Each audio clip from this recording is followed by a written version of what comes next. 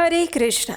आप में से बहुत सारे भक्तों के हमें कमेंट्स मिले थे कि इस बार 21 जुलाई 2025 सोमवार के दिन दो विशेष व्रतों का संयोग हो रहा है। उसी दिन श्रावण मास का सोमवार भी है और उसी दिन कामिका एकादशी भी है। तो अब ऐसे संयोग में कौन से व्रत का पालन किया जाए, एकादशी का या फिर सोमवार के व्रत का? आप में से कई भक्त दोनों व्रतों का पालन करते हैं। तो अब ऐसे संशय की स्थिति में इस दिन कौन सा व्रत रखा जाए और कौन सा छोड़ा जाए, भगवान शिव की पूजा करें या भगवान विष्णु की? तो चलिए आज आपके इस संशय का समाधान करते हैं।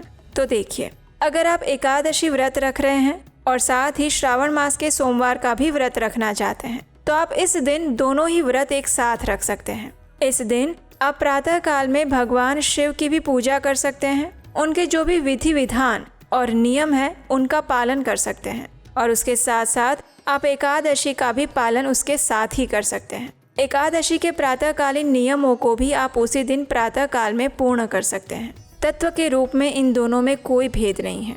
और रही बात उपवास की, तो एकादशी के दिन भी हम उपवास करते हैं और सोमवार के व्रत में भी उपवास किया जाता है। बस फर्क ये है कि सोमवार के दिन आप संध्या के समय में कुछ अन्न भोजन ले सकते हैं, लेकिन इस बार एकादशी के कारण आप अन्न भोजन लेने के बजाय कुछ फलाहार ले सकते हैं और उस फलाहार को सबसे पहले भगवान शिव को अर्पित कर सकते हैं। उसके अलावा भगवान शिव को 16 सोमवार के व्रत में जो विशेष अन्न भोग लगाया जाता है उस नैवेद्य को भी भगवान शिव को अर्पित कीजिए और उसके अलावा जो फलाहार है वो भी आप भगवान शिव को अर्पित कीजिए। उसके बाद भगवान शिव का जो प्रसाद है उसे आप रख लीजिए और अगले दिन प्रातः काल में जब आप एकादशी व्रत का पारण करते हैं तो उसी प्रसाद के साथ अपने एकादशी व्रत का पारण कीजिए। इस प्रकार से आप दोनों देवताओं का सम्मान कर रहे हैं और अपने दोनों व्रतों को अच्छी तरह से विधि विधान पूर्वक पूर्ण कर रहे हैं और इस विषय में कोई भी संशय मत रखिएगा।